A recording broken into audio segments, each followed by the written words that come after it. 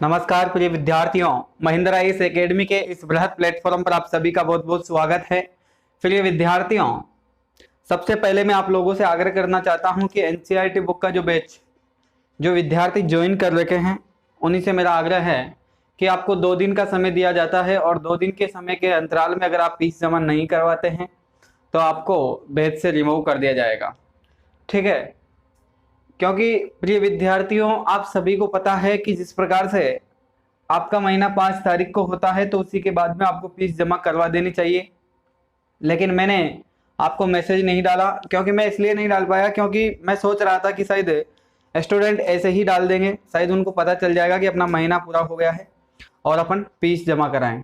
ठीक है, इसलिए मैंने आप लोगों को कहा नहीं और आप लोगों ने जमा नहीं करवाई। अभी तक एक भी विद्यार्थी ने अभी तक कोई फीस जमा नहीं करवाई है।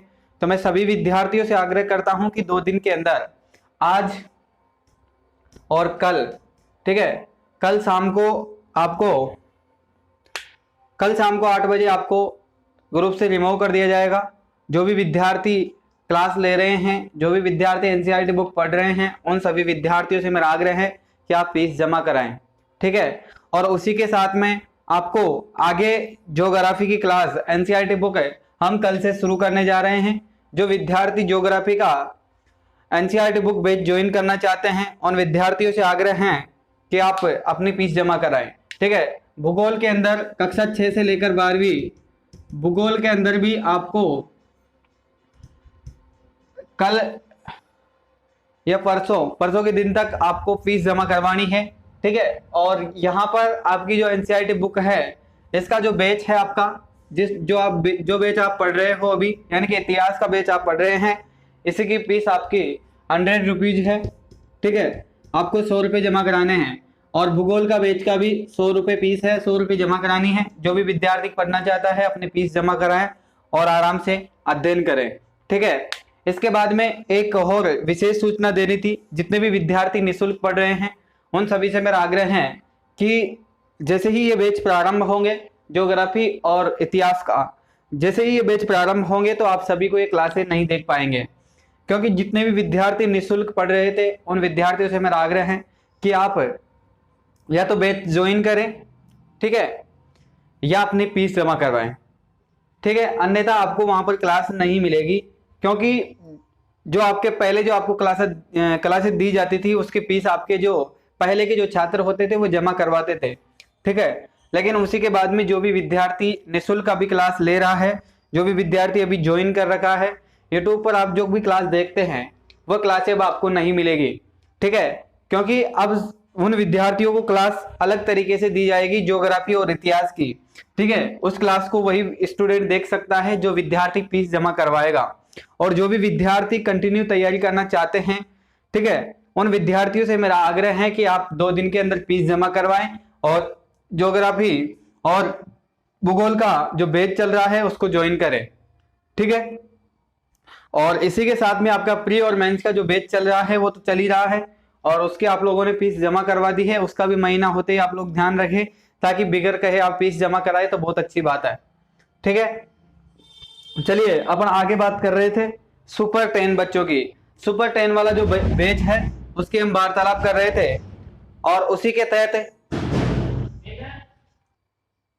ठीक है, उसी के बाद में मैं बात कर रहा था सुपर 10 बच्चों की। ठीक है, और सुपर 10 जो बैच प्रारंभ होगा उसकी प्रक्रिया मैंने आप लोगों को बता दी है। उसमें से कुछ बच्चे कंफ्यूज है, कुछ बच्चे कह रहे हैं सर सिलेबस क्या होगा। सिलेबस उसका यही रहेगा, जिस प्रकार से यूपीएससी के जो सिलेबस है सेम वही सिलेबस होगा, उसी प्रकार के पेपर होंगे और उसी प्रकार का क्वेश्चंस होंगे। ठीक है, उसी लेवल का पेपर है। सबसे पहले आप लोगों को पहला पेपर दिया जाएगा। प्रथम चरण के अंदर आपको पहला आपका जो पेपर है वो होगा सामान्य जनरल नॉलेज का। ठीक है, यानी कि सामान्य ज्ञान का पहला पेपर होगा और पहले पेपर के अंदर आपके 120 प्रश्न होंगे।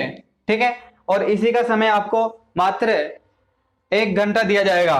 ठीक है, मात्र 1 घंटा इसका आपको समय दिया जाएगा, क्योंकि आप सभी अभी ऑनलाइन ही ये काम कर रहे हैं। अगर ऑफलाइन होते तो ऑफलाइन के अंदर आपको यहाँ पर 2 घंटे का भी टाइम दे दिया जा सकता था, लेकिन अभी आपको टाइम नहीं दिया जाएगा, क्योंकि आपको केवल मात्र यहाँ पर केवल 1 घंटे का टाइम है, यानी कि 60 मिनट का टाइम है और 120 क्वेश्चन आपको हल करने हैं, यानी कि ए, बी और सी और डी इस प्रकार के ऑप्शन आपको लगाने हैं इसके अंदर। ऑब्जेक्टिव टाइप का पेपर होगा, ठीक है, यानी कि जिस प्रकार से ए और बी और सी और डी ऑप्शन दिए जाएंगे, ऊपर प्रश्न आपको दिया जाएगा और इसी में से आपको एक चूज करना है और आपके आंसर शीट में लिखना है, ठीक है। और उसी के बाद में आपका एक पेपर होगा, जिसको द्वितीय चरण के अंदर जो पेपर होगा वो लिखित रूप से होगा, और लिखित रूप के अंदर जो पेपर होगा उसके अंदर आपके 20 क्वेश्चन दिए जाएंगे और 20 क्वेश्चन आपको हर सब्जेक्ट से दिए जाएंगे। ऐसे नहीं है कि इतिहास से ही आपको क्वेश्चन दिए जाएंगे, ज्योग्राफी से भी आपको क्वेश्चन दिए जाएंगे और उसी के साथ में इकोनॉमी से भी होंगे, साइंस से भी होंगे, सोशल साइंस से भी होंगे, ठीक है। इसी प्रकार से ऑल सब्जेक्ट से जो यूपीएससी का जो सिलेबस है उन सभी में से ये पेपर होगा और इसके मात्र आपको 20 क्वेश्चन दिए जाएंगे, ठीक है। इसका समय आपको 20 क्वेश्चन अगर आपके अंदर आपको दिए जा रहे हैं तो एक क्वेश्चन का आपको मात्र 10 मिनट का टाइम रहेगा, मात्र 10 मिनट, ठीक है। यानी कि इतना विस्तार से आपको लिखना नहीं है वैसे, लेकिन आपको सटीक आंसर देना है, ठीक है। और सटीक आंसर आपको एक क्वेश्चन की अगर 10 मिनट अपन देते हैं तो 20 क्वेश्चन है आपके, ठीक है, तो ये टाइम आपका काफी हो जाएगा, ठीक है। एक क्वेश्चन की आपको 10 मिनट दी जाएगी और आप लोग इसका आंसर लिखेंगे, ठीक है। इसी के साथ में आपका आगे साक्षात्कार होगा, यानी कि तीसरे चरण के माध्यम से आप वह विद्यार्थी गुजरेंगे जो फर्स्ट में रैंक पर आएंगे, ठीक है। जो फर्स्ट पेपर है उसके अंदर आपके 100 या 150 फर्स्ट रैंक पर जो विद्यार्थी आएंगे उन्हीं को सेकंड चरण में वो विद्यार्थी लिखित एग्जाम देंगे और उसी के बाद में लिखित एग्जाम देने के बाद में जो आपकी थर्ड प्रोसेस होगी और थर्ड प्रोसेस के अंदर आप लोगों को वही विद्यार्थी बैठेंगे जो आपके ये वाला बैच क्वालिफाई करेंगे और ये वाला पेपर आपका क्वालिफाई करेंगे, ठीक है। उसी के साथ में इनका यहाँ पर आपका 5 मिनट का आपसे वीडियो लिया जाएगा जिसमें आपको क्वेश्चन पहले ही दे दिए जाएंगे और उन सब क्वेश्चनों का आंसर आपको बताना है, ठीक है। आपके क्षेत्र से हो सकते हैं, आपके नाम और पता और एड्रेस में से हो सकते हैं, आपके राज्य की विशेषता हो सकती है, कुछ भी हो सकता है XYZ, ठीक है। और आपको 5 मिनट का वीडियो शूट करके आपको देना है या फिर आपसे लाइव वार्तालाप की जाएगी, ठीक है। वीडियो कॉन्फ्रेंस के द्वारा आप लोगों से भी बात की जा सकती है, सीधा आपसे संवाद भी हो सकता है, ठीक है। इसी के तहत इन सब प्रक्रियाओं से जो विद्यार्थी 1 से 10वीं रैंक हासिल करेंगे, यानी कि 1 से 10वीं रैंक हासिल करेंगे, उन विद्यार्थियों को ही वो बैच ज्वाइन कर पाएंगे, ठीक है। और जो अन्य विद्यार्थी हैं, अन्य विद्यार्थियों को तैयारी करवाने के लिए आपकी जो प्री और मेंस है, ठीक है, और एनसीईआरटी बुक के जो बैच हैं उनके तहत उनको वो बैच ज्वाइन करवाए जाएंगे, ठीक है। जिसकी जितनी रैंक होगी उसी हिसाब से उसको फीस में छूट दी जाएगी और उसी अनुसार उनको बैच ज्वाइन करवाए जाएंगे, ठीक है। जिसके कहां पर उसमें आप सभी की कमजोरी का पता चलेगा। जैसे आपके अगर एनसीईआरटी बुक आपकी अगर कमजोर पड़ी हुई है, एनसीईआरटी बुक में अगर आप ठीक नहीं है तो आपको एनसीईआरटी बुक वाला बैच ज्वाइन करवाया जाएगा और हमें लगेगा कि एनसीईआरटी बुक और अन्य बैच आप बहुत अच्छे से कवर कर रखे हैं एनसीईआरटी बुक को, तो उसके बाद में आपको प्री और मेंस वाला बैच ज्वाइन करवाया जाएगा, ठीक है। इसी प्रकार की सारी प्रक्रिया रहेगी और इसके अंदर जो 10 टॉप 10 रैंक में जो बच्चे आएंगे, 10 विद्यार्थी आएंगे, ठीक है, उन 10 विद्यार्थियों को बैच ज्वाइन करवाया जाएगा जिसकी फीस आपको मात्र 25% देनी है। 75% है केवल संस्था उठाएगी, ठीक है। 75% आपकी संस्था उठाएगी, 25% आपको फीस देनी है, ठीक है। और जो ये विद्यार्थी रहेंगे इनकी जितने रैंक के हिसाब से ही इनकी फीस डिवाइडेशन करेंगे, ठीक है, आपको बता दी जाएगी।